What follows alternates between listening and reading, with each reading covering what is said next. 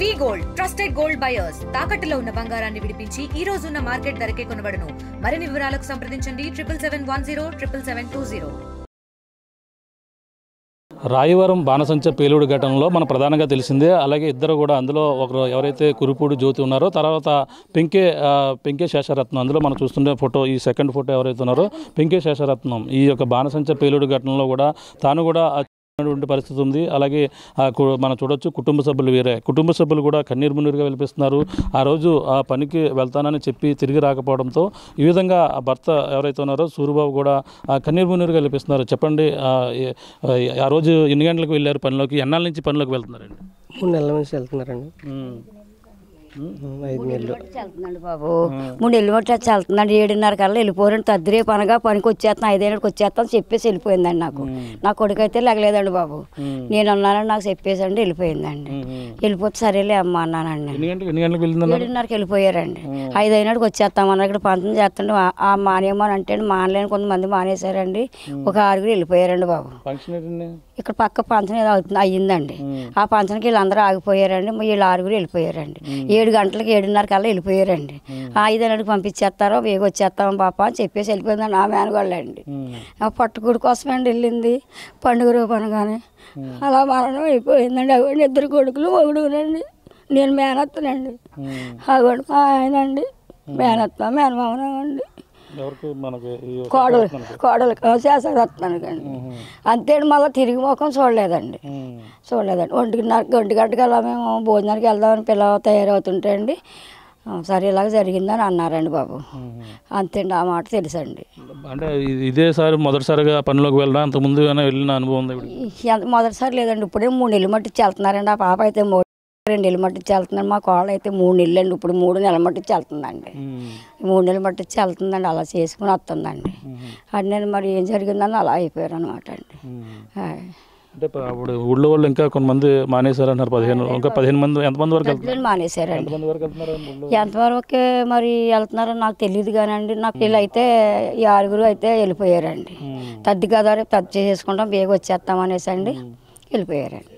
వెళ్ళిపోయాకండి 1 గంటకల్లా అయిపోయిందని కౌరు చెప్పేశారు. కౌరు చెప్పేస్తే ఇగో వీళ్ళందరూ వెళ్ళి వాళ్ళేనండి బాబు. ఇందులోకి అందరూ మానేశారు. వెళ్ళండి ఇంక పనులు ఖాళీగా ఉన్నాం బేగ వచ్చేస్తామనండి వెళ్ళిపోయారండి.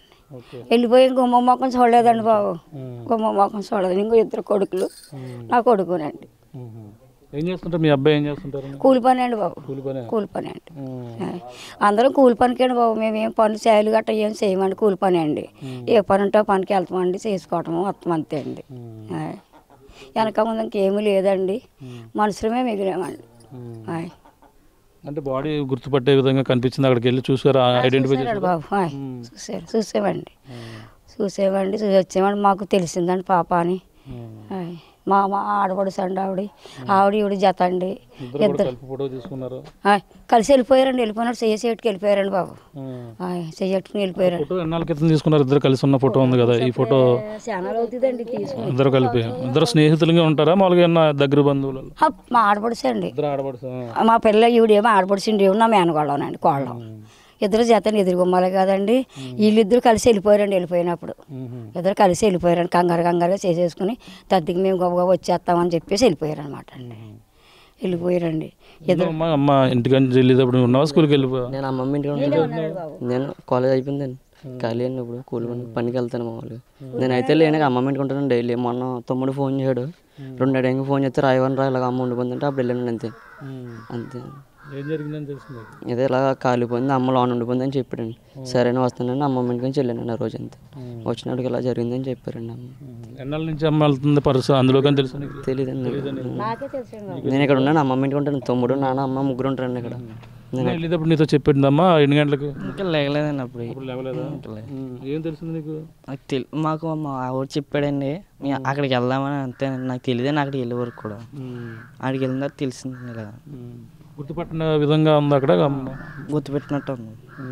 ఇది పరిస్థితి. పెంకే శేషరత్నం అయితే ఇందులో కూడా వెళ్ళి పనికి వెళ్ళి ఈ విధంగా మృత్యువాత పడినటువంటి పరిస్థితి ఉంది. అలాగే ఆ ఇంటి పక్కన ఉన్నటువంటి జ్యోతి ఎవరో కురుపుడు జ్యోతి ఇద్దరు కూడా ఆ పెంకే శేషరత్నం ఇద్దరు కూడా స్నేహంగా ఉంటారు. అలాగే స్నేహంగా కూడా ఇద్దరు కూడా పనికి వెళ్ళారు. అంటే మిగిలిన గ్రామానికి చెందినటువంటి 15 మంది వెళ్తుంటారు. కానీ ఈ అట్లతద్ది నేపథ్యంలో లోకల్గా ఉన్నటువంటి వేరే శుభకార్యం ఉన్న నేపథ్యంలో వాళ్ళందరూ కూడా మానేసినటువంటి పరిస్థితి. ఇద్దరు కూడా వెళ్ళి వచ్చేస్తామంటూ కూడా 7:30కే ఇద్దరు కూడా వెళ్ళారు.